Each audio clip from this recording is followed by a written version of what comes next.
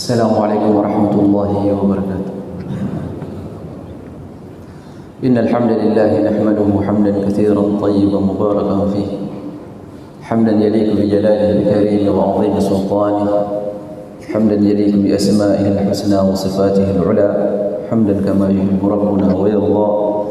Ashhadu an la ilaha illallah wa ashhadu anna Muhammadan 'abduhu wa rasuluhu wa khaliluhu wa safiyyuhu la nabiyya wa la rasula ba'dahu. اللهم علمنا ما ينفعنا وانفعنا بما علمتنا وارزقنا علما رب اشرح لي صدري ويسر لي امري واحلل عقدة من لساني يفقهوا قولي ثم اما بعد. Puji syukur alhamdulillah kita panjatkan kepada Allah atas segala karunia, rahmat, limpahan rahmat, sehingga pada kesempatan kali ini atas izin dan takdirnya kita bisa bertemu kembali dalam majlis yang mulia, majlisul iman, majlis yang disebutkan oleh Nabi taman dari taman-taman surga. Semoga Allah Subhanahu wa taala membalas jerih payah kita, rajinnya kita untuk hadir ke taman-taman surga di dunia. Allah Subhanahu wa taala tidak mengharamkan kita untuk bisa menikmati taman-taman surga yang sesungguhnya nanti pada hari kiamat kelak. Allahumma amin. Jamaah yang dirahmati oleh Allah Subhanahu wa taala, kita akan melanjutkan pembahasan kita, yaitu masih dalam pembahasan Kitabul Iman. Pembahasan kita kali ini akan membahas seputar satu permasalahan yang besar di dalam agama ini. Tentunya tema ini pun akan seharusnya menjadi perhatian kita semua tanpa terkecuali, yaitu satu tema yang dibahas oleh para ulama rahimahullah ta'ala, dan tentunya itu merujuk kepada dalil Quran dan juga hadis Nabi SAW. Dan ini tema yang dibutuhkan oleh setiap muslim, yaitu tema terkait adanya Islam yang hakiki dan adanya Islam yang zahir. Dan ini yang akan diangkat oleh Imam Al-Bukhari rahimahullah ta'ala. Dalam kesempatan ini akan kita baca bersama ayat yang dikeluarkan oleh beliau, kemudian hadis beserta istinbat, kesimpulan yang disimpulkan dari dalil-dalil dan nas yang beliau bawakan. Kata Imam Al-Bukhari rahimahullah ta'ala, babun idza lam yakunil islamu 'ala al-haqiqah. Bab apabila Islam seseorang itu belum terwujud hakikatnya, artinya belum sah keislaman di hadapan Allah. Wa kan 'alal istislam, dia masuk Islam itu hanya secara zahir. Dia masuk Islam hanya secara zahir, awil khaufi, atau karena rasa takut minal qatli, dari pembunuhan. Tentunya di zaman Nabi SAW itu jelas kelompok orang beriman dan kelompok orang kafir itu jelas, negara mereka pun jelas. Beda dengan kita, keadaan kita saat ini.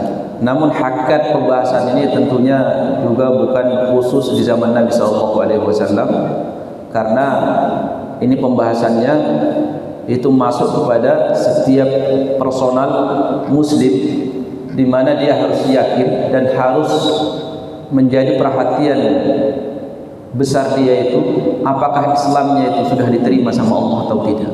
Jadi jangan sampai hanya sekedar klaim muslim namun di hadapan Allah Subhanahu wa taala ternyata tidak diakui oleh Allah Subhanahu wa taala. Itu yang kita khawatirkan. Maka Hasan Al-Basri rahimahullah taala menyebutkan di dalam sebuah ungkapannya, ad-dinu ra'su mali kulli muslimin. agama itu adalah modal yang paling mahal dimiliki oleh setiap muslim. Di modal kita yang paling mahal itu adalah agama kita. Maka pesan beliau, la yukhallifuhu fir rihal, tidak boleh seorang muslim meninggalkan agamanya saat dia bepergian atau safar, dia tinggalkan agamanya hanya di kampung halamannya, atau dia tinggalkan agamanya hanya pada bulan Ramadan, atau dia tinggalkan agamanya hanya di rumah dan seterusnya.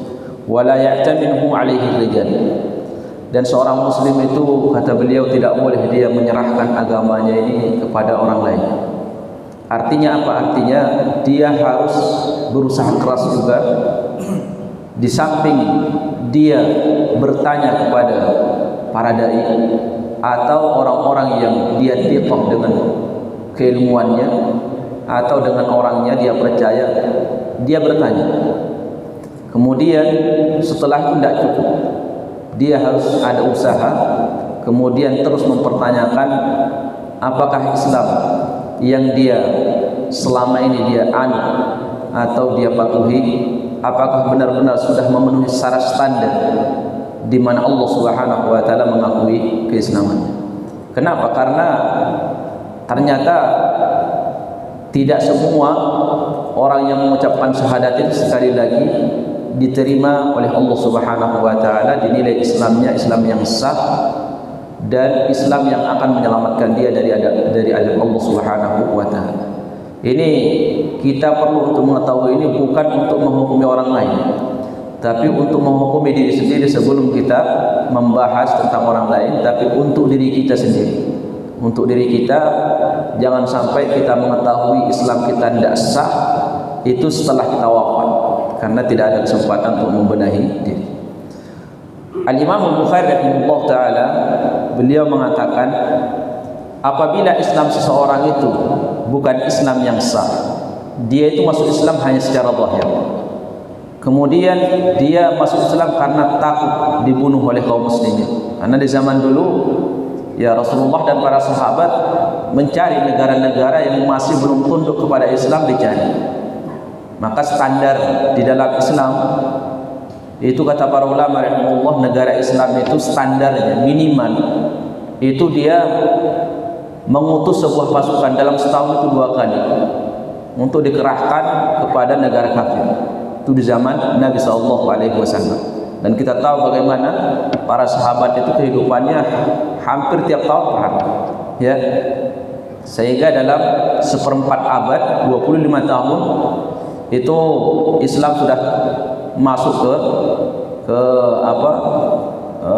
Romawi. Kemudian di zaman Umar bin Khattab sudah masuk ke jantung Eropa. Itu Islam sudah masuk ke jantung Eropa. Coba antum lihat sejarahnya. Waktunya Umar menjabat kekhilafahan itu sekitar 10 tahun.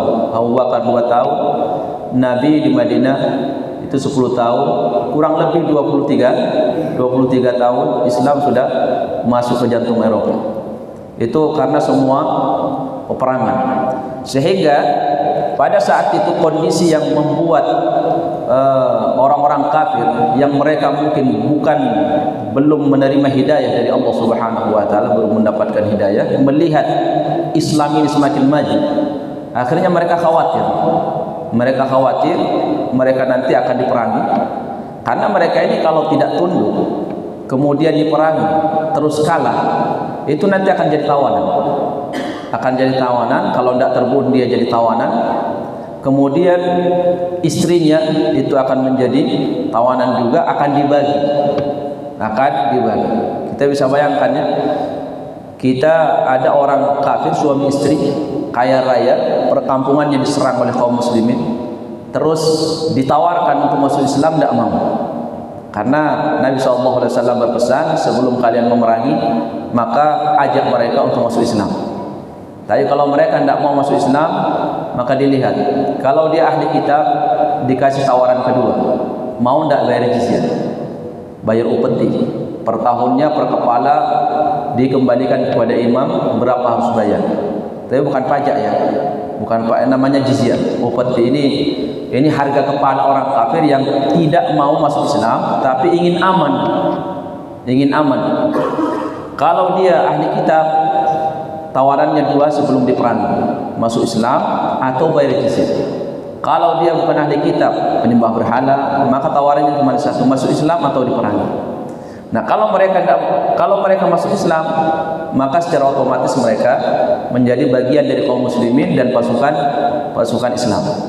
Kalau mereka tidak masuk Islam, terus diperangi, di kancah peperangan lagi berkecamuk, ada sebagian orang kafir misalkan dia melihat ada tanda-tanda kemenangan sama kaum muslimin, akhirnya dia masuk Islam, maka dia itu akan menjadi kaum muslimin. Kalau ternyata kaum muslimin menang di peperangan itu, dia sudah masuk tentara kaum muslimin dan dia tidak boleh dijadikan budak karena sudah bergabung sebelum kemenangan itu diraih.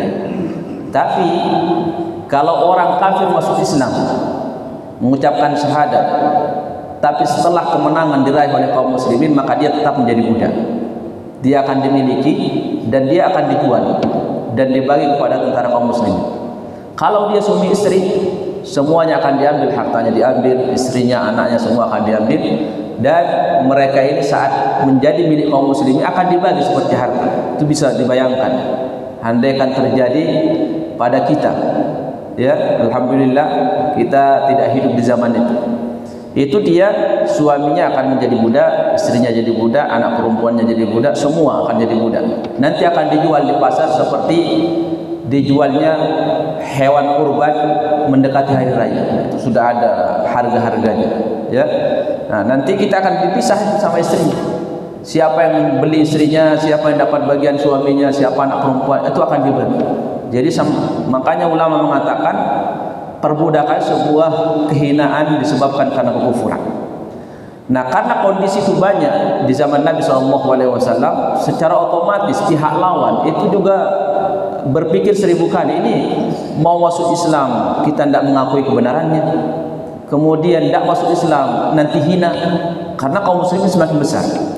Akhirnya banyaklah di kalangan mereka itu masuk Islam, itu istislam saja, secara zahir masuk Islam mereka karena takut kepada kaum muslimin, mereka masuk Islam. Akhirnya mereka dicap sebagai seorang muslim secara zahir, tapi di hadapan Allah mereka tidak muslim. Namun sebagian dari mereka ini yang masuk Islam awalnya bukan karena Allah, melihat lama-kelamaan berinteraksi dengan kaum muslimin, dengan para sahabat, sering mendengar Quran, terus ikut sholat bersama Nabi, sekalipun secara batin mereka tidak beriman, itu lama-kelamaan berubah. Makanya kondisi para sahabat disimpulkan oleh para ulama ada dua. Ada yang masuk Islam karena zahir, akhirnya apa? Karena terus ikut beramal soleh, sekalipun amalannya itu tidak ikhlas karena Allah, dia ikut beramal, berimbas ke dalam hatinya. Akhirnya mempengaruhi hatinya, amalan soleh yang dia lakukan, lama-kelamaan mengetuk hatinya, akhirnya dia sadar. Pada akhirnya dia Islam secara zahir sama batin. Ada orang yang memang masuk Islam dari awal, itu karena di dalam hatinya sudah tertancap kebenaran Islam, akhirnya dia masuk Islam, kemudian akhirnya apa? Merubah amalan zahirnya. Ulama mengatakan iman itu akan mempengaruhi zahir sebagaimana zahir akan mempengaruhi amalan batin. Jadi kedua-duanya itu saling bersinergi. Amalan zahir mempengaruhi amalan hati juga akan mempengaruhi amalan zahir seseorang. Jadi kalau kita misalkan tidak terlalu ada rasa kegersangan di dalam hati, jangan kemudian tinggalkan amalan soleh, terus tetap beramal terus, karena amalan itu dengan proses akan mempengaruhi hati kita, akan melahirkan sebuah ketenangan. Jangan tunggu tenang dulu baru beramal soleh, tapi dipaksa untuk beramal, karena amalan itulah yang akan merubah kondisi hati seorang hamba. Nah, itu kondisi para sahabat radhiyallahu anhum. Itu akan diangkat permasalahan oleh Imam Bukhari rahimahullah. Apabila mereka masuk Islam, istilah Islam saja, secara zahir takut dijadikan tawanan atau takut dibunuh oleh kaum muslim, masuk Islam syahadat. Diterima tidak syahadatnya oleh Nabi? Diterima. Karena pembahasan lalu sudah kita bahas.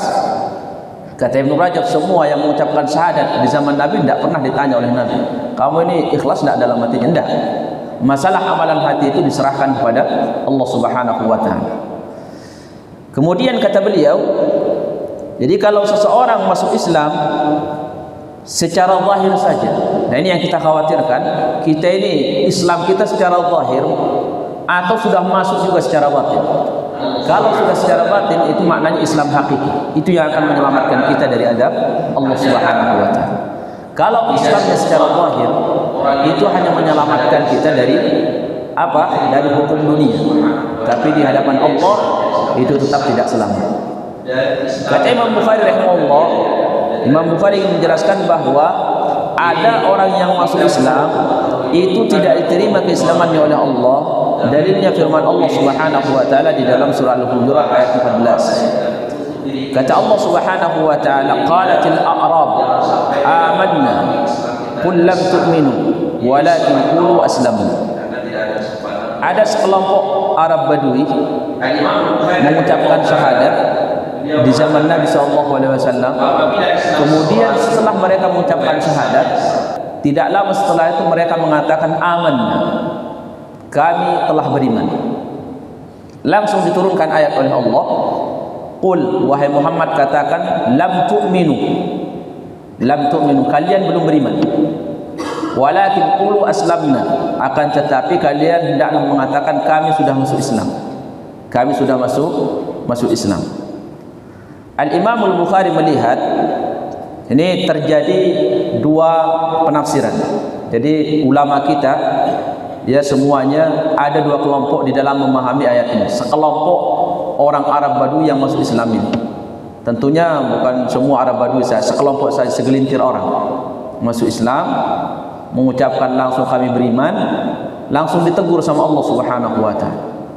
Kalau kita ini alhamdulillah hidup di zaman di mana wahyu tidak turun lagi. Mungkin kalau wahyu ini turun di zaman kita ini masih ada turun wahyu, mungkin Allah sudah banyak menegur kita, ya.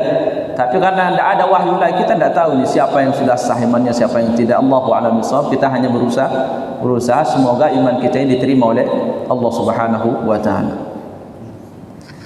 Kelompok yang pertama memahami bahwa ini ayat sekelompok orang Arab Badui yang masuk Islam di zaman Nabi, orang munafik. Dan ini madhab Imam Bukhari rahimahullah, juga madhab Qatadah Ibnu Diamah al-Basri, dan juga Sa'id Ibnu Jubair dan Muhammad Ibnu Nasr al-Marwazi. Jadi sekelompok kaum muslimin ulamanya memahami bahwa mereka ini orang munafik masuk Islam. Kemudian ketika mereka mengucapkan syahadat, mereka menegaskan kami sudah beriman. Akhirnya ditegur oleh Allah Subhanahu wa taala, katakan kalian belum beriman, tapi kalian masih masuk Islam. Allah membedakan antara iman sama Islam. Kenapa? Karena memang derajat Islam itu standar paling bawah. Kemudian derajat iman itu di atasnya. Yang paling tinggi adalah derajat ihsan. Nah, kita ini berusaha dengan amalan kita untuk bisa meninggal wafat sebelum wafat sudah sampai kepada derajat ihsan. Jangan rela dan jangan merasa puas kita ini punya agama hanya dalam tahap standar Islam. Ya tidak cukup. Ya sebagai orang yang benar-benar mengejar surga, maka dia harus terus naikkan rating agamanya bagaimana dia sampai kepada tingkatan ihsan. Tentunya itu bukan sekedar angan-angan, tapi berusaha. Ya ada usaha, perbaikan amalan, perbaikan akidah, keyakinan dan seterusnya. Al-Imam Al-Bukhari istinbat dari sini bahwa ayat ini mengabarkan bahwa sekelompok sahabat ini masuk Islam, tidak diterima keislamannya secara zahir. Diterima Islamnya oleh Nabi, keimanannya tidak diterima oleh Allah Subhanahu wa taala. Berarti apa? Allah yang menghukum. Nabi tidak tahu kalau mereka tidak sah iman. Allah yang menghukum. Qul lam tu'minu. Katakan kalian belum beriman. Sehingga Imam Bukhari ingin menyampaikan kepada kita, maka kita kaum muslimin ini juga harus hati-hati. Hati-hati dengan keislaman kita, dibenahi, diperhatikan dengan serius, karena Allah Subhanahu wa taala menyebutkan dalam Al-Qur'an, khudil kitaba biquwwah. Kita harus berjuang untuk senantiasa memperbaiki agama kita. Tidak boleh kita main-main dengan agama kita. Karena Allah Subhanahu wa taala menyebutkan dalam Al-Qur'an, di antara sifat orang munafik itu mereka ittakhadhu dinahum lahwan wa la'iba. Itu mainan, dijadikan mainan agama mereka. Jadi dengan agama itu sering main-main. Dan itu ciri orang orang munafik, kata Allah Subhanahu wa taala dalam Al-Qur'an. Jadi kita harus megang dengan kesungguhan. Ini mazhab Imam Bukhari rahimahullah, bahwa mereka ini bukan orang beriman. Kelompok yang kedua mengatakan, dan ini mazhab kebanyakan ahli tafsir, bahwa mereka ini bukan orang munafik, tapi mereka ini adalah orang yang baru masuk Islam. Islamnya itu, imannya itu masih tipis, sehingga Islam imannya yang masih tipis ini tidak mampu mengangkat derajat mereka kepada derajat iman. Tapi Islam mereka sudah sah. Andaikan mereka wafat dalam keadaan kondisi seperti itu, mereka diterima keislamannya oleh Allah, masuk ke dalam surga, namun berada di derajat yang paling bawah. Kenapa? Karena ringan, karena tipis iman mereka, belum masuk kepada ke tulang-tulang atau belum mendarah daging, sehingga diingkari oleh Allah Subhanahu wa taala. Dan ini mazhab kebanyakan para ulama rahimahullah, berbeda dengan Al-Imam Al-Bukhari rahimahullah taala. Dalil mereka akhir ayat Allah menjelaskan bahwa mereka ini sah keimanan mereka. Kata Allah, wa in tuti'u Allah wa rasulahu la yalitkum min a'malikum syai'a. Kemudian pertengahan ayat mengatakan walamma yadkhulul imanu fi qulubikum. Kalimat walamma, kata Allah, ketika mereka ini mengatakan kami sudah beriman, katakan wahai Muhammad, katakan kepada mereka kalian belum beriman. Walamma yadkhulul imanu fi qulubikum. Iman itu belum masuk ke dalam hati kalian. Walamma. Ini dalam bahasa, kalimat lamma itu artinya belum. Kalau dia masuk ke fi'il mudhari, ada namanya fi'il mudhari, kata kerja yang menunjukkan kepada sekarang. Yadkhul, lamma yadkhul. Itu maknanya belum masuk, tapi ada isyarat sebentar lagi akan masuk, lagi berproses. Nah, kalau misalkan dalam bahasa Arab itu, kalau dia mengatakan lam akul, saya belum makan. Saya belum makan, kapan mau makannya? Intinya saya belum makan. Mau makannya nanti setelah 1 jam atau setelah 1 minggu, itu lam akul. Tapi kalau dia bilang lamma akul, itu maknanya sebentar lagi saya akan makan. Sebentar lagi saya akan makan. Proses jedanya dekat. Maka ahli tafsir kebanyakan mengatakan Imam Bukhari keliru di dalam bab ini, memahami dalam ayat ini.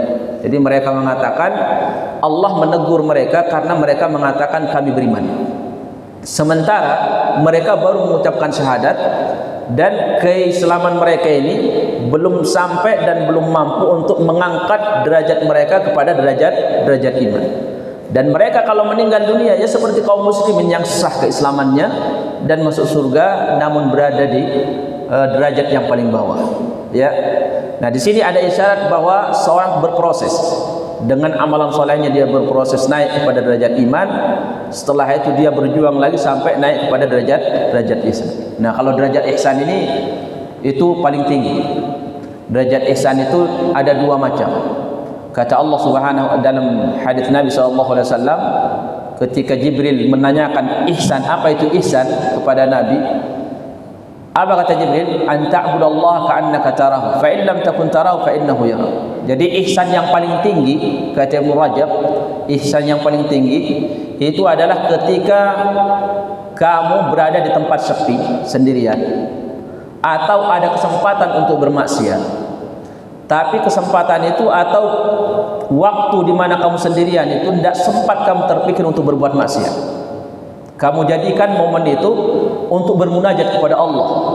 Jadi mereka ini orang yang sudah sampai kepada derajat ihsan yang paling tinggi. Saat dia berada di tempat yang sepi sendirian, itu justru dia gunakan untuk melakukan amalan soleh, di mana tidak ada yang bisa melihat dia kecuali dia dengan Allah Subhanahu wa taala. Karena itu amalan yang paling paling besar pahalanya, amalan di mana kita beramal tidak ada yang tahu. Ya, tidak ada yang tahu. Itu amalan yang paling besar pahalanya di sisi Allah Subhanahu wa taala, karena tidak ada pintu riya di mana orang melihat kita. Nah, makanya kita harus banyak-banyak beramal soleh, tidak ada yang tahu. Ya, jangan justru sebaliknya, sedekah nanti diumumkan si fulan. Nah, ini khawatir, kasihan sama yang sedekahnya kita, kasihan sama orang yang berdonasi, orang yang bersedekah diumumkan, takut hatinya ndak sabar menahan puji, akhirnya rusak amalannya. Sudah donasi besar, ndak ada pahalanya, khawatir. Ya, mungkin kalau memang dia bisa menjamin hatinya selamat, ya alhamdulillah. Kata Allah, kamu sedekah terang-terangan atau sembunyi-sembunyi semuanya baik. Tapi lebih baiknya itu kalau kamu sembunyi-sembunyi. Nah, ini tingkatan orang pertama, yaitu ketika sendirian ada kesempatan untuk bermaksiat, justru dia gunakan saat itu untuk beramal soleh, di mana tidak ada yang tahu kecuali dia dengan Allah. Jadi tidak sempat terlintas di benak dia itu untuk bermaksiat, sekalipun ada kesempatan di depannya. Kemudian ihsan yang kedua ini di bawahnya agak ringan, agak rendah dia, yaitu ihsan di mana seseorang saat sendirian ada kesempatan untuk bermaksiat, tidak ada yang melihat andaikan dia bermaksiat, tidak ada yang tahu kecuali hanya dia dengan Allah Subhanahu wa taala. Terlintas di benak dia untuk bermaksiat. Terlintas, akhirnya tarik ulur dia dengan hatinya, dengan batinnya. Saya bermaksiat atau enggak? Saya bermaksiat atau enggak? Tapi dia masih takut kepada Allah, jangan ditahan. Nah, ini juga orang yang masuk dalam derajat ihsan. Cuman derajat ihsannya sudah di bawah. Kenapa? Karena sempat berpikir dan sempat ada keinginan bermaksiat. Karena tidak ada yang melihat. Kalau yang pertama tidak ada lagi kesempatan untuk memikirkan maksiat karena merasakan kelezatan beribadah kepada Allah di tempat kesendirian. Nah, ini ihsan ini yang paling tinggi. Ya, ihsan ini yang paling tinggi. Banyak orang berguguran saat sendirian. Ya, saat banyak orang, banyak teman, alhamdulillah dia bisa menjaga keimanannya. Makanya kita yang merasa diri kita ini jamaah sekalian masih lemah ketika melihat maksiat sendirian, banyak-banyaklah berteman, jangan sering menyendiri, ya, biar tidak dibawa setan kemana-mana. Karena kebanyakan orang seperti itu, kalau dia banyak temannya, minimal dia malu sama temannya untuk bermaksiat. Sekalipun mungkin belum takut sama Allah, minimal malu sama temannya. Jadi seperti kita di sini, siapa yang berani bermaksiat? Kenapa? Malu ada teman mau lihat. Jadi yang merasa dirinya masih tipis, yang masih mudah terjatuh ke dalam perbuatan maksiat, jangan sering-sering menyendiri, ya, bahaya menyendiri itu. Tapi berbanyak-banyaklah bawa teman. Kalau misalkan safar, minimal ada temannya, ya, ajak teman, jangan sendirian. Karena sekarang pintu maksiat banyak, ya. Nah, di sini Al-Imam Al-Bukhari rahimahullah taala, kembali kita kepada ayat ini. Al-Imam Al-Bukhari menganggap dan melihat bahwa mereka ini orang munafik. Secara zahir dia muslim, tapi Allah tidak menerima keislaman mereka.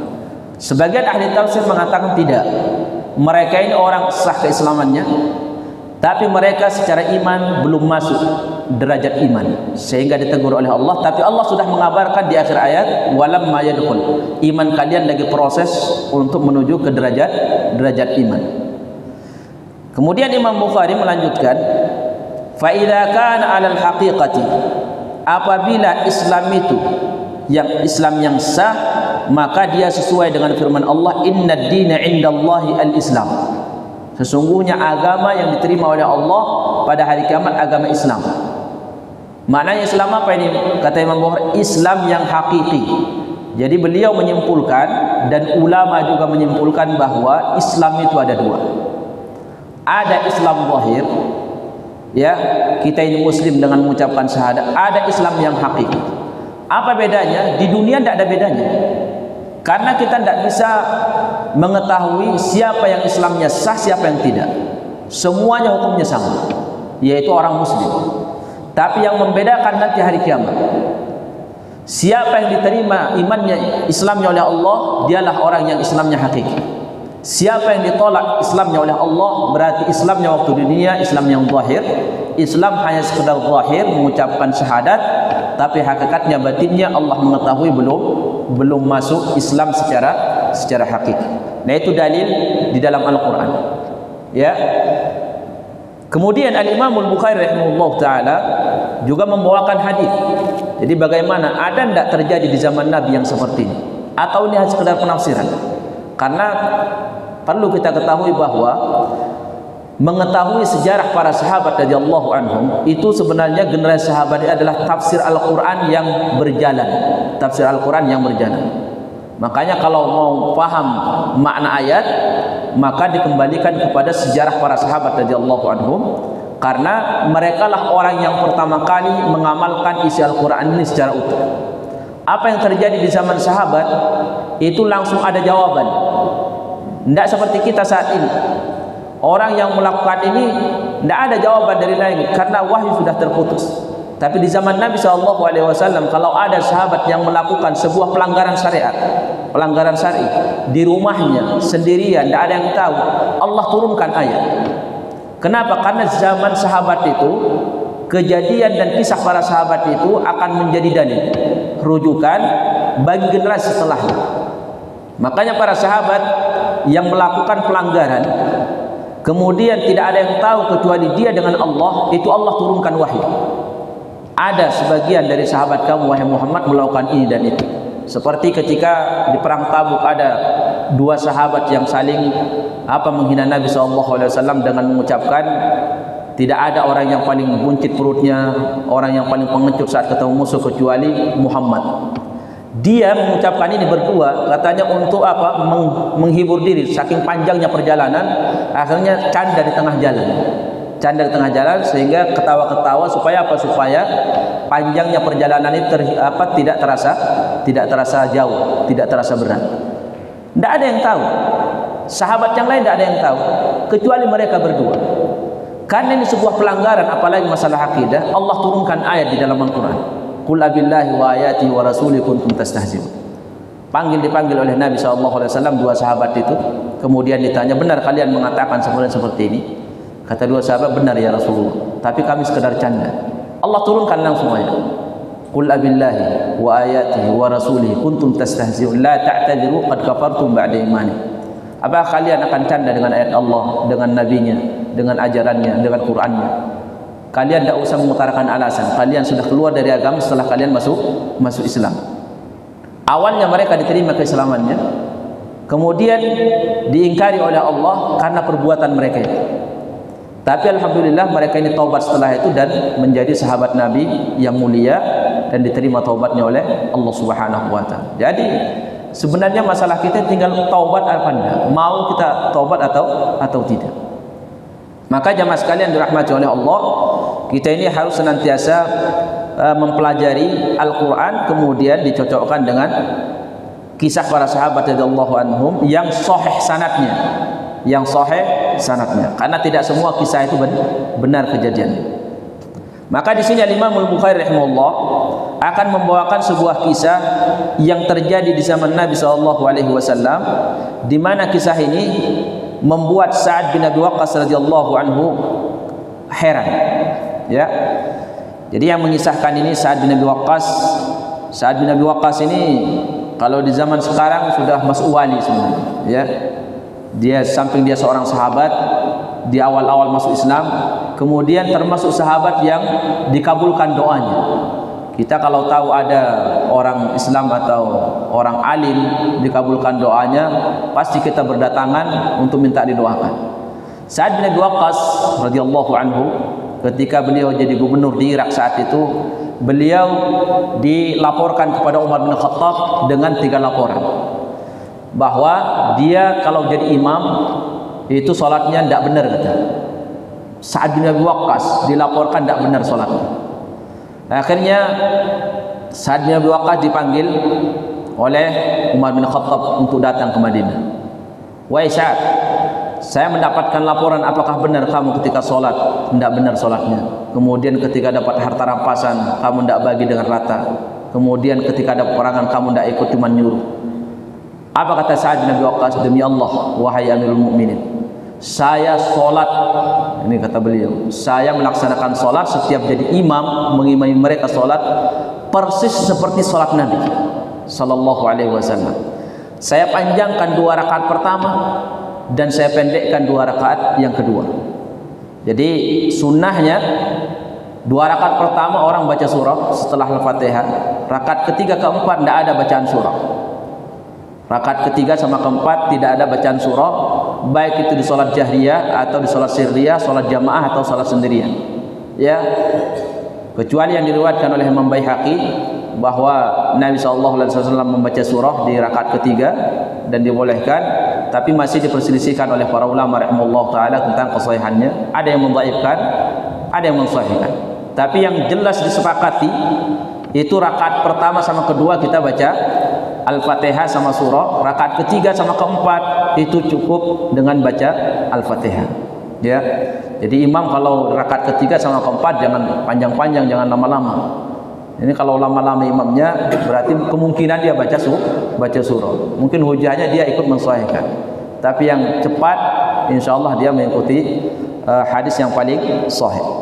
Sa'ad bin Abi Waqqas ketika dilaporkan seperti itu, udah dia datang lagi ke kota Irak. Dia datang setiap masjid. Siapa di antara kalian yang pernah menuduh saya? Semuanya mengatakan Sa'ad bin Abi Waqqas itu baik, kecuali ada satu orang ternyata dia orang munafik. Kata dia, saya wahai Sa'ad berjanji dan akan melaporkan, dan saya yang bersaksi kamu itu ketika sholat tidak baik, tidak sesuai sunnah Nabi. Bayangkan orang munafik mengatakan sunnah Nabi. Kamu kalau sholat tidak sesuai sunnah Nabi. Kemudian kamu kalau berangkat perang kamu tidak ikut. Ada harta rampasan kamu tidak membagi dengan rata. Kata Sa'ad, ya Allah, kalau memang apa yang dikatakan oleh hambamu ini dia mengatakannya dusta atau ingin riya, maka saya memohon kepadamu, panjangkan umurnya dan panjangkan kemiskinannya, kemudian jangan kau matikan dia sebelum mendapat ujian. Akhirnya ternyata kata Ibnu Juraid yang meriwayatkan hadis ini dari Sa'ad bin Abi Waqqas, dia yang menceritakan, kata Ibnu Juraid, demi Allah saya melihat orang yang didoakan oleh Sa'ad itu panjang umurnya, kemudian miskin. Saking panjangnya umur dia itu sampai alis matanya sudah turun, menutupi matanya. Jadi dia tidak bisa melihat karena tinggal tulang, daging, kulit itu turun menutupi matanya. Apa kerjaannya? Dia mendapatkan fitnah di akhir hidupnya. Jadi kerjaannya setiap hari itu di samping jalan menunggu cewek-cewek yang lewat, kemudian ditolek sama dia. Padahal dia tidak bisa lihat itu. Jadi kalau ada suara cewek dia buka matanya gini. Ada cewek dicolek sama dia. Itu ketika ditanya, "Kek, ini ngapain kok seperti ini kerjaannya?" Kata dia, "Ini saya karena kena doanya Sa'ad bin Abi Waqqas dulu. Saya memfitnah dia." Makanya kita hati-hati, orang soleh itu kalau mau tengkar jangan sama orang soleh, ya. Jangan sekali sama orang soleh karena khawatir doa mereka dikabulkan untuk kita. Kalau mau tengkar-tengkar sama yang lain yang biasa-biasa, ya, jangan sama orang soleh. Nanti nasibnya seperti ini. Nah, Sa'ad bin Abi Waqqas, jamaah sekalian dirahmati oleh Allah, menceritakan dalam sebuah kejadian terkait dengan tema yang kita bahas saat ini. Ketika Nabi mendapatkan harta rampasan, maka Nabi SAW langsung membagi. Karena di zaman Nabi kalau ada harta rampasan, apalagi harta zakat, itu langsung dibagi sampai habis. Ya, terkadang juga disimpan sesuai dengan kemaslahatan.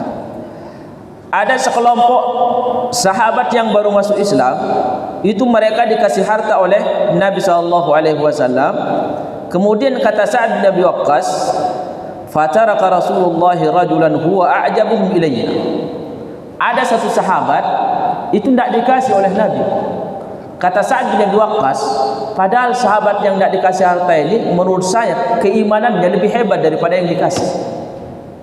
Akhirnya Sa'ad bin Abi Waqqas karena dia tidak bisa menahan penasarannya, tanya kepada Nabi, "Ya Rasulullah, kenapa si fulan kamu kasih harta tapi si fulan kamu tinggalkan? Padahal demi Allah ya Rasulullah, si fulan ini menurut saya," kata Sa'ad bin Abi Waqqas, "imannya lebih kuat daripada mereka. Kenapa tidak dikasih?" Kata Nabi, "Awam musliman, jangan kau bilang dia mukmin. Ya, dia itu mukmin ya Rasulullah," kata Sa'ad. "Jangan bilang mukmin, bilang dia muslim," kata Nabi. Akhirnya Sa'ad diam. Tidak lama kemudian kata Sa'ad, "Saya tidak sabar lagi, penasaran kenapa Nabi tidak memberi dia." Akhirnya dia bilang kepada Rasulullah, "Ya Rasulullah, kenapa si fulan tidak kamu kasih harta, yang lain kamu kasih? Padahal iman yang kamu kasih ini orang baru masuk Islam kemarin ya Rasulullah. Ini si fulan ini sudah lama masuk Islam, imannya lebih kuat. Kenapa tidak dikasih harta?" Nabi mengatakan, "Kamu jangan sebut dia orang beriman, tapi sebutlah dia orang muslim." Akhirnya Sa'ad dia. Yang ketiga kalinya sama. Sa'ad tidak sabar karena penasaran. Akhirnya Nabi menjawab dengan jawaban yang sama. Akhirnya Rasulullah mengatakan seperti ini, "Wahai Sa'ad, sesungguhnya ada sebagian orang yang saya kasih harta. Itu apa? Karena khawatir kalau tidak saya kasih harta, dia keluar dari agama, akhirnya dia mati dalam keadaan kafir, Allah campakkan dia ke dalam neraka. Adapun orang yang tidak saya kasih harta, itu saya sudah yakin, sudah menyandarkan dia kepada imannya. Imannya itu sudah kuat. Jadi tidak khawatir saya, kata Nabi, kalau tidak dikasih harta. Di zaman Nabi SAW, bahkan juga saat ini banyak orang itu masuk Islam. Itu kalau kita kasih ayat tidak mau. Dia maunya disentuh dengan harta. Maka tugas kita harus bagi-bagi tugas ini, bagi-bagi tugas. Bagi para dai, ya, yang kere-kere, yang miskin-miskin, ya udahlah, ajak mereka itu dengan ayat, ajak dengan dalil. Karena kalau ustadz itu dermawannya pakai dalil saja, ya, dalil ayat, kemudian hadis. Saat dia mau diminta kantongnya, kempes kantong, tidak ada kantong untuk mengajak orang ke dalam Islam. Nah, bagi antum-antum yang dikasih kelebihan rezeki oleh Allah, maka ajaklah mereka dengan harta antum.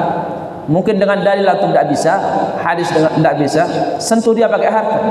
Jangan antum juga yang pakai dalil. Itu sudah jatah, sudah ada porsi-porsinya masing-masing. Khawatir kalau antum yang pakai dalil sama mereka bilangnya, lah kamu siapa? Sama dengan saya. Terkadang gitu jawaban orang. Maka sentuh dia pakai harta. Coba kalau ada pelaku maksiat, misalkan pemain judi, ya, kita kasih peringatan dia, dikasih ayat, dikasih hadis, tidak mau terima, masih aja main judi atau minum-minuman keras. Tapi ketika kita sentuh dia pakai harta, kita bilang, kamu tinggalkan ini karena diharamkan oleh Allah, saya kasih kamu uang 10 juta. Kira-kira mau tidak dia tinggalkan? Hah? Pasti mau. Paling dia akan mengatakan, maksiat apa lagi yang harus saya tinggalkan, akhi? Ya, yang penting kamu saya kasih harta. Pasti dia bilang seperti itu. Cuman kita ini pelit sama harta, akhirnya dia juga pelit mengasih hatinya. Sama-sama pelit. Dia tidak mau ayat masalahnya, tidak mau hadis. Dia maunya harta. Maka Nabi SAW tidak cukup mendakwahi orang kafir saat itu hanya dengan lisan. Andai kan cukup dengan lisan, Nabi itu orang paling fasih. Tapi tidak semua orang masuk Islam. Mereka banyak yang disentuh dengan harta, baru masuk Islam langsung dikasih harta oleh Nabi. Termasuk sahabat-sahabat ini. Itu yang membuat Sa'ad bin Abi Waqqas kemudian heran. Kenapa orang yang baru masuk Islam dikasih harta banyak oleh Nabi? Orang yang sudah lama masuk Islam tidak dikasih. Kata Nabi alasannya, saya khawatir wahai Sa'ad, ini orang baru masuk Islam ini nanti keluar lagi dari Islam karena belum merasakan nikmatnya Islam. Makanya saya kasih harta, kasihan, sayang saya sama dia. Adapun yang satu ini, saya sudah yakin insya Allah agamanya sudah kuat. Saya tidak perlu lagi ditarik dengan harta. Yang mereka ini yang baru-baru ini, saya kasih dia harta supaya kuat dan mati dalam keadaan muslim. Kalau tidak keluar dari agama, nanti mati dalam keadaan kafir. Akhirnya Allah campakkan mereka ke dalam neraka. Jadi bentuk kasih sayang Nabi SAW itu tidak cukup dengan lisan, tapi dikasih harta oleh Nabi Sallallahu Alaihi Wasallam. Pertanyaannya sekarang, apa yang dimaksud oleh Imam Bukhari rahimahullah? Kenapa dia bawakannya? Apakah sahabat ini yang disebut oleh Nabi Sallallahu Alaihi Wasallam, wahai Sa'ad, jangan kamu katakan dia mukmin, tapi katakanlah dia muslim. Imam Bukhari melihat bahwa orang ini juga orang munafik. Ini menurut pandangan Imam Bukhari, bahwa sahabat yang tidak dikasih ini orang munafik. Dari sisi mananya? Karena ketika saat mengatakan, ya Rasulullah, inni la arahu mu'minan, kenapa si fulan kamu tidak kasih harta? Demi Allah saya melihat dia orang mukmin. Kata Nabi, aw musliman, kenapa kamu berani mengatakan mukmin? Kata Nabi, kenapa kamu tidak menyebutkan dia muslim? Sampai 3 kali. Sehingga para ulama pun di dalam kisah ini terjadi 2 kelompok. Ada yang mengatakan dia ini orang muslim tapi masih tipis imannya, ya, sehingga Nabi SAW mengatakan jangan pastikan dia mukmin, katakan dia muslim. Kalau muslim itu masih lebih aman, tapi kalau mukmin itu kita sudah menghukumi secara zahir sama batin, sementara batin tidak ada yang tahu kecuali Allah Subhanahu wa Ta'ala. Sebagian ulama menafsirkan bahwa kisah ini, sahabat ini itu dia muslim, sah imannya, tapi Imam Bukhari melihat tidak, ini orang yang tidak diterima keislamannya oleh Allah, sehingga Nabi mengatakan katakan dia muslim, jangan katakan dia mukmin. Maka ulama salaf kita dari zaman dulu membahas satu pertanyaan seperti ini. Bolehkah seorang muslim mengatakan saya mukmin? Bolehkah seorang muslim mengatakan saya mukmin? Kata mereka, sebagai bentuk kehati-hatian jangan seorang mengatakan saya mukmin, tapi katakanlah saya muslim. Itu lebih selamat. Hasan al-Basri rahimahullah taala pernah ditanya seperti ini, bolehkah seorang mukmin mengatakan saya mukmin insyaallah, saya mukmin insyaallah. Sebagian mereka mengatakan kalau dia insyaallah berarti ragu dengan keimanan. Nah, kalau dia tidak mengatakan insyaallah berarti dia memastikan keimanannya. Ini gimana? Kata ulama disimpulkan boleh seorang mengatakan saya mukmin insyaallah. Insyallahnya bukan karena keraguan, tapi insyallahnya itu maknanya ke amalan-amalan yang lain. Kenapa? Karena derajat iman itu berbeda-beda. Hasan al-Basri pernah ditanya, apakah Anda mukmin? Kalau kamu menanyakan saya mukmin kepada rukun iman yang 6, saya beriman. Saya pastikan diri saya mukmin. Tapi kalau kamu menanyakan saya apakah saya mukmin menurut masuk ayat di dalam surah Al-Anfal, alladzina idza tuliyat ayatihim zadatuhum iman wajilat qulubuhum, apabila mereka itu orang beriman itu apabila dibacakan ayat Allah bergetar hati mereka dan bertambah iman. Kalau kamu menanyakan saya apakah saya termasuk dalam ayat itu atau tidak, Allahu a'lam. Kata beliau, saya tidak bisa memastikan diri saya. Tapi kalau kamu menanyakan apakah saya beriman kepada rukun 6, saya pastikan diri saya beriman kepada rukun 6. Tapi amalan yang lain saya tidak tahu. Itu respon Hasan al-Basri rahimahullah ta'ala. Jadi jamaah sekalian dirahmati oleh Allah, kesimpulannya yang paling menakutkan bagi seorang muslim itu ternyata ada Islam hakiki, ada Islam zahir. Nah, kita ini benahi diri kita ini mengetahui ini bukan untuk menghukumi orang lain, tapi menghukumi diri sendiri. Siapa orang yang paling berakal? Orang yang paling berakal itu adalah orang yang senantiasa mikirin agamanya. Apakah agama saya ini sah atau tidak? Kapan saya tobat? Bukan mikirin orang lain. Bukan menghukumi orang lain. Orang lain itu kedua. Kita kan yang terpenting kita masuk Islam, kemudian masuk surga. Siapa yang hari kiamat mikirin orang lain? Saya si fulan masuk surga apa enggak? Ya masuk surga apa enggak? Enggak ada. Semua mikir dirinya. Saya masuk surga apa enggak? Masuk surga apa enggak? Tapi di dunia ini kebanyakan kita terkadang enggak, lupa dengan dirinya. Lupa dengan dirinya, apakah sah Islamnya atau tidak, tapi sering itu menilai orang lain. Itu yang repot. Maka kita mempelajari ini. Yang pertama, kita benahi diri kita ukur, kita luruskan, kita pelajari. Kalau memang ternyata kurang lurus, diluruskan. Kalau ternyata ada yang keliru, dibenarin dan dibenahi. Mumpung kita masih ada kesempatan dikasih umur oleh Allah Subhanahu wa taala, dan jangan lupa untuk terus ikut belajar, ya. Ustadz para dai itu jangan serahkan agama antum kepada para dai, kepada para ustadz sebagaimana Hasan al-Basri bilang, tapi dengarlah kemudian saring. Dengar, disaring, memohon kepada Allah apakah yang disampaikan ustaz itu benar atau enggak, memohon kepada Allah. Jangan 100% diterima. Karena tidak boleh seorang muslim menyerahkan agamanya kepada orang lain. Nanti meninggal dunia dalam kubur sendirian ditanya, hari kiamat kita sendirian dan sendirian menjawab, tidak ada ustaz yang bisa membantu kita untuk memberikan jawaban yang benar. Barakallahu fikum. Kayaknya waktunya sudah habis. Saya buka pertanyaan untuk tanya jawab, barangkali ada yang membingungkan dari penjelasan yang saya sampaikan. Baik, kalau ada pertanyaan silahkan. Jelas insyaallah? Jelas ya. Ada apa? Antum bertanya? Oh, saya kira ada informasi. Fadhal. Assalamualaikum. Waalaikumsalam.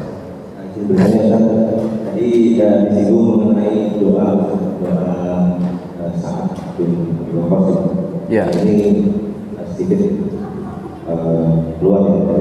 Jadi apakah benar selain doa orang terzalimi, doa non muslim atau orang kafir pada saat menghadiri takziah sebelum mayat dikuburkan bisa juga dikabulkan? Karena ada malaikat yang datang pada saat itu dan mengaminkan. Gimana pertanyaannya? Coba diulang. Diulang pertanyaan. Jadi siapa ketika mayat sebelum dikuburkan itu ada malaikat yang ikut yang hadir, dan semua perkataan yang disampaikan pada saat itu akan dikabulkan atau akan diaminkan oleh malaikat. Maka kita dilarang untuk berbicara yang tidak benar, berbicara ngawur, karena ketika kata-kata yang diucapkan maka akan diinginkan oleh malaikat. Misalkan anggota keluarga menangisi atau berkata-kata yang meratapi. Ya, misalkan nanti kita bisa sengsara atau bisa susah karena orang tua meninggal seperti itu. Itu dilarang karena akan diinginkan oleh malaikat. Apakah benar seperti itu? Dan Baik, barakallahu fikum. Memang ada hadisnya sahih muttafaqun alaih. Ketika kita menghadiri kewafatan atau ada orang meninggal, dilarang kita mengeluarkan kata-kata yang sifatnya berbau sial karena itu adalah doa. Ya, secara umum pun seperti itu. Apalagi di waktu takziah karena ada malaikat yang mengaminkan. Cuman pertanyaannya adalah apakah ini berlaku pada secara umum? Karena kalau secara khusus bagi orang beriman itu iya. Para sahabat dilarang oleh Nabi SAW untuk mengeluarkan kalimat-kalimat yang berbau tidak enak atau maknanya tidak baik. Kenapa? Karena malaikat mengaminkan. Karena malaikat mengaminkan. Nah, cuman apakah kalau ada orang kafir juga mengeluarkan kalimat seperti itu akan dikabulkan? Itu yang butuh dalil. Allahu a'lam. Tapi yang disimpulkan oleh para ulama rahimahullah, yang disimpulkan ada dua doa yang pasti dikabulkan oleh Allah tanpa melihat apakah dia orang kafir atau orang beriman. Semuanya dikabulkan. Dua doa. Satu, doa orang terzalimi. Jadi orang terzalimi, baik dia orang kafir, ya yang terzalimi, yang menzalimi dia orang muslim, kalau dia berdoa kepada Allah dikabulkan. Kalau dia berdoa kepada Allah pasti dikabulkan. Itu hadis Nabi. Sampai hari kiamat kata Anas bin Malik radhiyallahu anhu, ketika ada orang orang beriman pernah menzalimi orang kafir dan belum sempat dia minta maaf, nanti orang beriman ini ditunda dulu untuk ditahan untuk masuk surga, dan orang kafir dilarang dulu oleh Allah ditahan untuk masuk neraka sampai dia mengkisos. Sampai ada kisos, itu seperti itu. Ya, besarnya dosa kezaliman. Jadi orang yang terzalimi jangan mentang-mentang kita orang beriman, ya kemudian teman kita atau lawan kita, tetangga kita orang kafir, rasanya dengan semena-mena. Itu tidak boleh. Tetap dikabulkan doanya. Itu yang pertama disepakati oleh seluruh para ulama. Doa orang terzalimi tanpa melihat agama. Kalau dia terzalimi, mendoakan yang tidak baik untuk orang yang menzalimi dia, dikabulkan oleh Allah. Yang kedua, doa orang yang muttar. Muttar itu berada dalam kesempitan. Itu disebutkan oleh Allah dalam Al-Quran, amma yujibul muttarra idza da'a. Kabarkan kepada saya, kata Allah, siapakah yang bisa mengabulkan permohonan orang yang berada dalam kesempitan. Makanya orang kafir disebutkan oleh Allah ketika berada di lautan, diombang-ambing oleh ombak, mereka ikhlas berdoa kepada Allah, mereka diselamatkan. Itu mereka orang musyrik.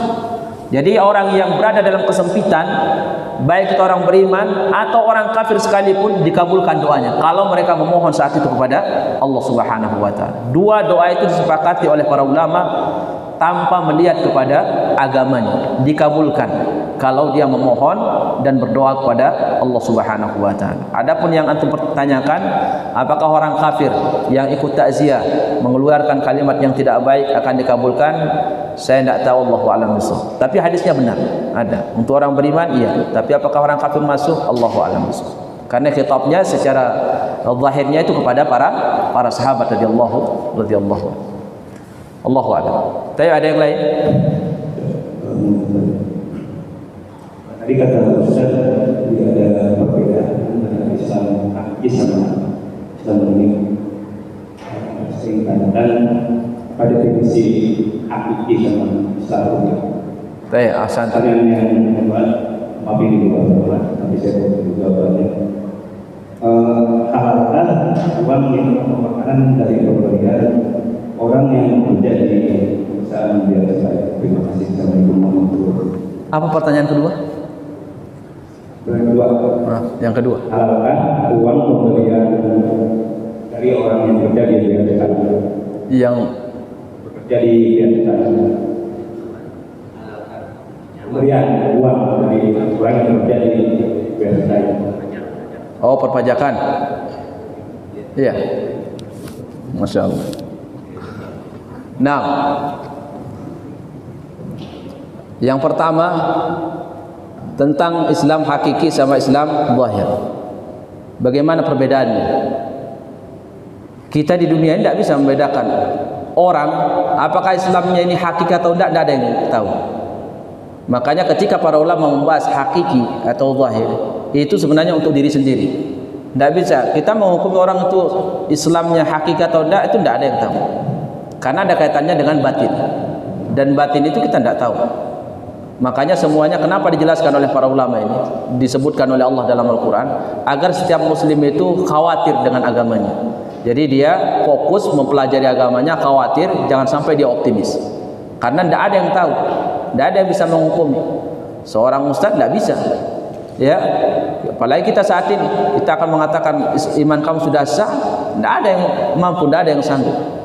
Di zaman Nabi aja Rasulullah juga tidak tahu siapa yang Islamnya hakiki atau tidak kalau bukan wahyu dari Allah Subhanahu wa taala.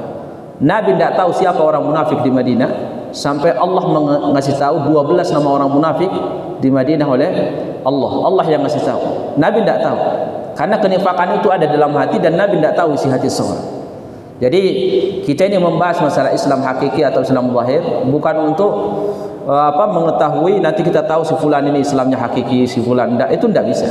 Ya, itu untuk diri kita sendiri supaya kita lebih hati-hati, lebih mendalami lagi agama ini supaya kita selamat pada hari kiamat. Jadi jangan merasa optimis dengan agama kita, khawatir tidak diterima oleh Allah Subhanahu wa taala.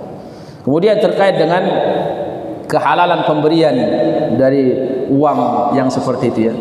Secara umum para ulama rahimahullah taala menyebutkan kalau orang mau bertobat kepada Allah Subhanahu wa taala kemudian ada uang haram pada dirinya, apa yang harus dia lakukan? Itu dialihkan kepada tempat-tempat umum seperti pembangunan WC umum atau jalan-jalan umum. Bahkan ulama itu mereka memakruhkan secara umum untuk didonasikan ke masjid atau tempat-tempat ibadah atau yang sifatnya agama. Kenapa? Karena orang bangsa Quraisy saja, bangsa Quraisy itu di saat Nabi SAW umur sekitar 5 tahun, itu kan Ka'bah pernah roboh, terhantam banjir, roboh semuanya, sampai tinggal pondasi yang dibangun oleh Nabi Ibrahim alaihissalam. Itu roboh, itu Ka'bah itu segi panjang. Akhirnya bangsa Quraisy, kita tahu bangsa Quraisy mereka bukan orang beriman, penyembah berhala. Mereka semuanya kumpul untuk apa? Untuk mengumpulkan dana. Tapi uniknya mereka ini yang perlu diambil pelajaran. Itu mereka sepakat kita mengumpulkan donasi dana untuk pembangunan kembali Ka'bah ini seperti semula dengan syarat. Mereka punya syarat itu.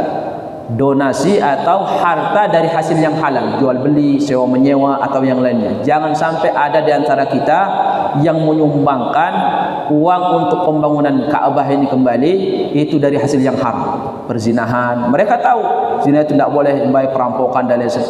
Mereka tidak bisa untuk menyumbangkan ke Ka'bah itu hasil yang seperti itu. Kenapa? Karena mereka tahu ini Ka'bah ini peninggalan Nabi Ibrahim, Nabi kita. Mereka mengaku nenek moyang mereka harus kita muliakan. Selama ini kita muliakan, maka kita juga tidak boleh mendonasikan harta dari hasil yang haram. Akhirnya mereka kumpulin dana. Ternyata dana dari hasil yang halal itu tidak cukup untuk membangun kembali Ka'bah segi panjang, sehingga Ka'bah sampai saat ini segi 4. Ya, itu awalnya karena bangsa Quraisy tidak mau menyumbangkan dari dana yang haram, hasil yang haram. Itu orang kafir. Nah, banyak orang Islam ini sekarang ini tidak mau saat mau donasi ke masjid dicari yang kotor-kotor itu. Ketimbang saya kena dosa, udah lempar aja ke masjid, lempar ke pesantren, ke tempat-tempat rumah Quran. Ya, secara sah-sah saja. Ya, secara sah-sah saja. Cuma niatnya kata ulama seperti ini. Siapa yang mau mendonasikan, siapa yang mau menyumbangkan hartanya kepada orang lain, mau sedekah sama orang lain, tapi dia tahu itu dari hasil yang haram, jangan dia niatkan itu sedekah. Kalau dia niatkan sedekah, dosanya 2 jadi. 1, mengambil yang haram. 2, beramal dengan niat sedekah sementara hartanya harta yang haram. Jadi 2 dosanya, karena dia belum taubat masalahnya. Jadi kalau kita mau bersedekah dari hasil yang haram, niatkan bukan sedekah. Niatkan untuk apa? Untuk menghilangkan dan meringankan azab pada hari kiamat hisab. Jangan niat sedekah, karena kita pasti tidak akan dapat pahala. Tapi niatkan untuk apa? Membersihkan harta kata ulama. Jangan niatkan beramal. Kalau niatnya beramal, dosanya jadi 2. Nah, apa hukumnya menerima pajak? Kalau kita tidak tahu, terima saja. Kalau tidak tahu dari hasil mana diterima. Tapi kalau kita tahu, lebih baik hati-hati. Karena Nabi SAW mengatakan selama ada syubhat, afdalnya kita lebih hati-hati. Kalau tidak tahu, ya silahkan diambil. Allahu a'lam bishawab.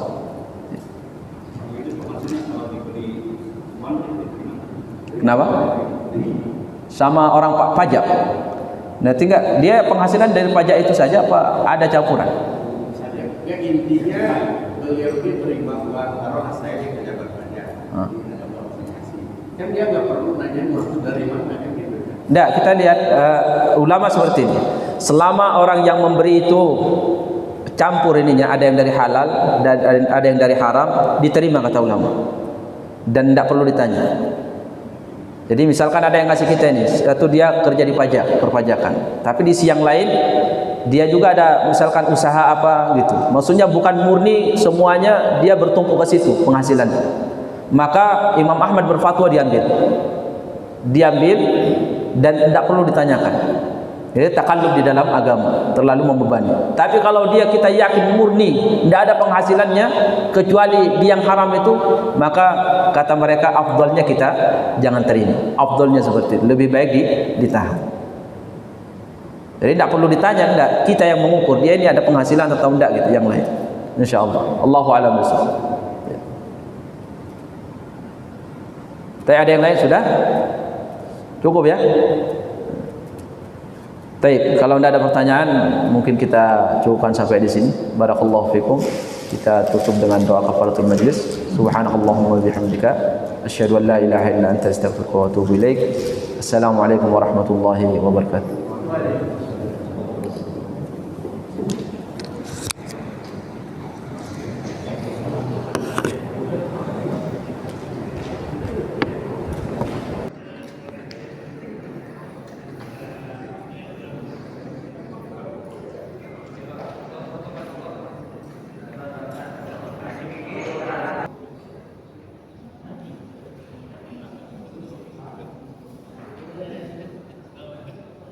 Sehat-sehat.